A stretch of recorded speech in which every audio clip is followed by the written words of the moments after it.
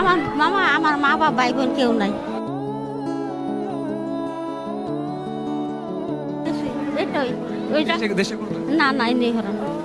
হ্যাঁ এই যে এত কিছু আপনার পরিবারের সাথে আমার মা বাবা ভাই বোন কেউ নাই। এই দেশে হরান এমনি হরান। কিনা হয়েছে কিনা কি? না কিছু কিনি নাই, কিনি নাই কিছু।